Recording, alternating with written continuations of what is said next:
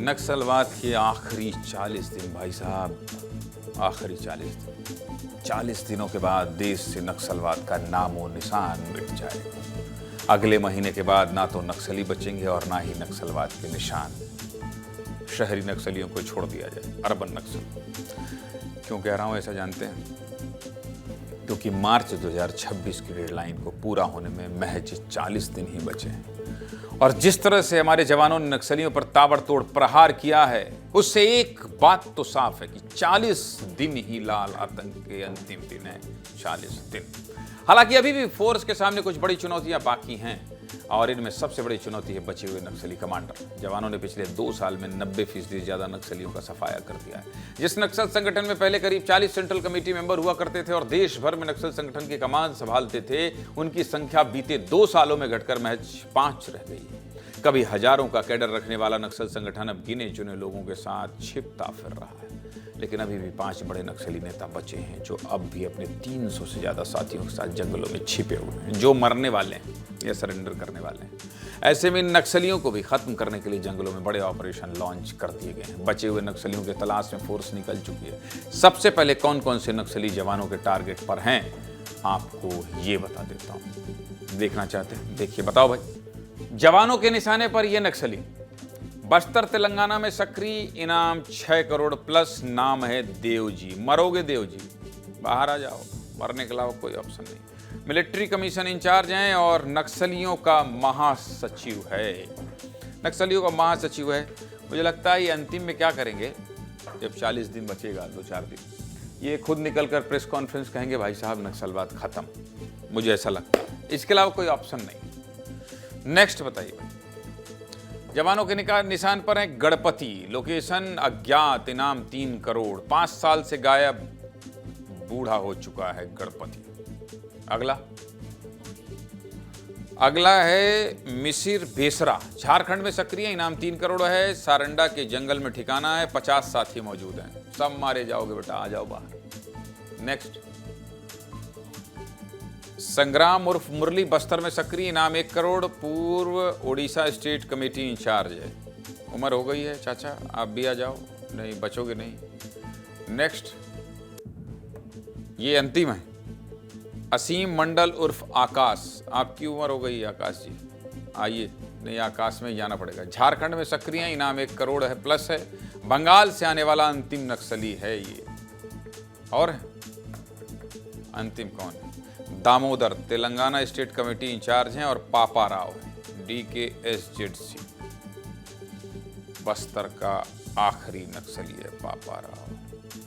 आ जाओ, आ जाओ, सब बाहर आ जाओ, सब बाहर आ जाओ। नक्सल फिर कहते हो कि तिवारी ये क्या बोलता है, नक्सली मारेगा पीटेगा, हमको माओवादी बोलता है, ये सब। अभी कह रहा हूं आ जाओ, नहीं मरना है, चिंता है, इसीलिए तो कह रहा हूं सब आ जाओ। नक्सलियों को लेकर क्या कह रहे हैं बस्तर IGP सुंदर राज, सुनिए। प्रतिदिन अभियान संचालित हो रहा है, उसका परिणाम भी सबके सामने है और आने वाला जो समय में इस अभियान को और तेज गति से और एक फोकस्ड अप्रोच के साथ किया जाएगी, ताकि समय बहुत कम बचा है और उस अवधि में पूर्ण रूप से नक्सल गतिविधि को समाप्त करने का उद्देश्य से ये कार्रवाई की जा रही है। पोलिट ब्यूरो मेंबर में देवजी है और DKSZC मेंबर्स में पापा राव, सोडी के साथ इस प्रकार सिर्फ गिने चुने कुछ कैडर्स और अन्य जो DVC लेवल का और PLG फॉर्मेशंस का 100-150 से ज़्यादा कोई वर्दीधारी रेगुलर आर्म्ड कैडर्स अभी शेष नहीं रहा है। उन सबके पास भी एक ही विकल्प है, जिसको बार बार हम अपील के माध्यम से लगातार किया गया, लेकिन ये भी चेतावनी भी हम देना चाहते हैं, मतलब उनके पास विकल्प भी ज़्यादा नहीं और समय भी ज़्यादा नहीं बचा है। सही समय पर सही निर्णय लेना बेहतर होगा। ये तो बात हो गई देश के आखिरी बचे हुए नक्सलियों की। अब उनके लिए जवानों ने जो ऑपरेशन लॉन्च किए हैं, चलिए आपको उनके बारे में भी बता देता हूं। खूंखार नक्सली कमांडर देवजी, दामोदर और संग्राम अपने करीब 100 साथियों के साथ छिपे हुए और बस्तर तेलंगाना बॉर्डर के जंगलों में अड्डा बना कर रह रहे हैं। वहीं पापा राव और के साथ जैसे नक्सली कमांडरों के साथ बटालियन नंबर 1 के कुछ हथियारबंद लड़ाके सक्रिय हैं, जो बस्तर के जंगलों में छिपे हुए हैं। इन्हीं नक्सलियों की तलाश में फोर्स ने एक बार फिर अंदरूनी इलाकों में बड़े ऑपरेशन लॉन्च कर दिए हैं। जानकारी के मुताबिक कर्रेगुट्टा की पहाड़ियों में भी 2000 जवानों ने ऑपरेशन लॉन्च किया है, जो नक्सलियों का सबसे महफूज ठिकाना माना जाता है। नक्सलवाद के खात्मे को लेकर क्या कह रहे हैं डिप्टी सीएम अरुण साहब? प्रधानमंत्री माननीय नरेंद्र मोदी जी के नेतृत्व में और देश के गृह मंत्री आदरणीय अमित शाह जी के मार्गदर्शन में जो नक्सल उन्मूलन के लिए काम हुआ है, पूरे देश से और बस्तर से नक्सलवाद पूरी तरह से समाप्ति की ओर है।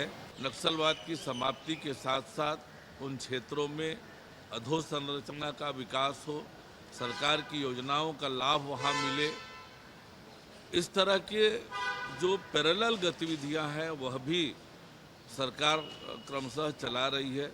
बस्तर के विकास के लिए अलग से रोड मैप बनाया गया है। भारत सरकार भी इस दिशा में गंभीरता से काम कर रही है।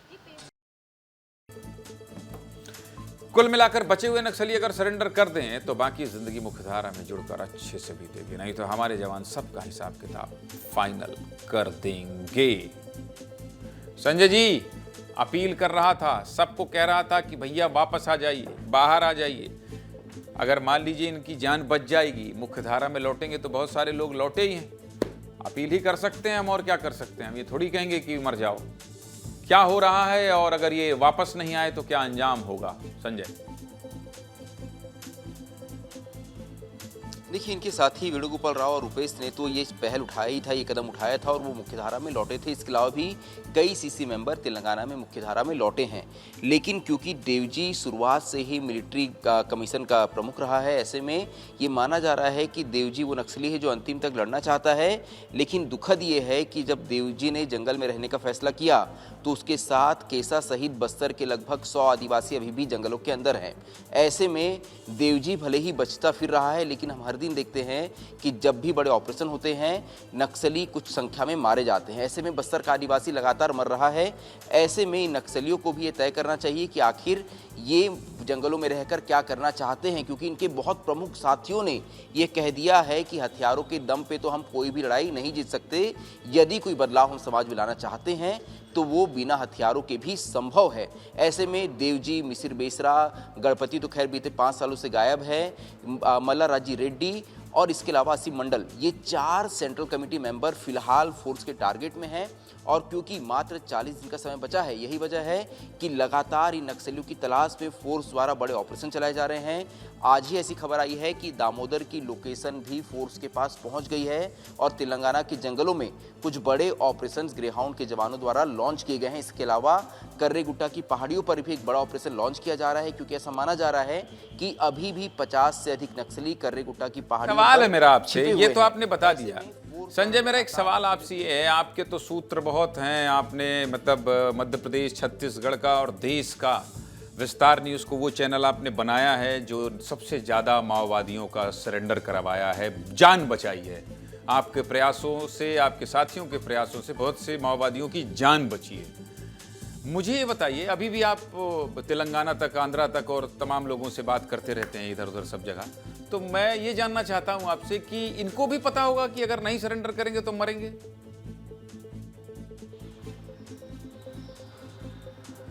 बिल्कुल, देखिए यही हुआ। प्रभाकर जो कि ऐसा नक्सली था, जब वेणुगोपाल राव ने समर्पण का फैसला किया तो प्रभाकर अपनी टीम के साथ वेणुगोपाल राव को मारने निकल गया था। ऐसे में ये नक्सली जो चाहते थे कि अंतिम तक लड़ाई लड़नी है, वो भी धीरे धीरे मारे जा रहे हैं। इनकी सबसे मजबूत बटालियन का कमांडर हिड़मा मारा गया, देवा गिरफ्तार हो गया, भले उसके बाद में सरेंडर दिखाया गया।